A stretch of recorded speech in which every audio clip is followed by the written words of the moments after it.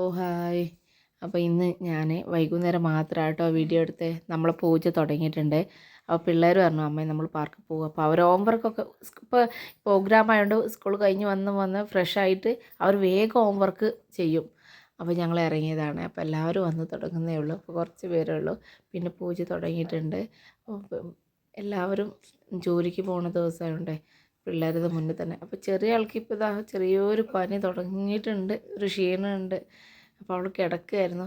ഞാൻ പറഞ്ഞു എന്നാൽ പോകണ്ട കേട്ടോ, നമുക്ക് കുറച്ച് കഴിഞ്ഞിട്ട് വേണമെങ്കിൽ വേണ്ട അമ്മേ പോയിട്ട് വരാമെന്ന് പറഞ്ഞു. പിള്ളേരൊക്കെ ഭയങ്കര ഹാപ്പിയാണ്, കണ്ടില്ലേ എല്ലാവരും കളിക്കുന്നത്.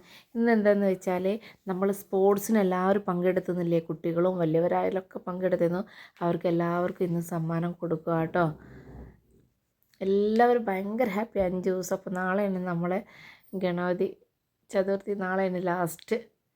അപ്പം എല്ലാവരും ഇങ്ങനെ പറഞ്ഞായിരുന്നു. അയ്യോ, അപ്പോൾ നമുക്കിനി നാളത്തെ വീഡിയോയിൽ കാണാം. നാളെ ലാസ്റ്റാണ്. ബൈ.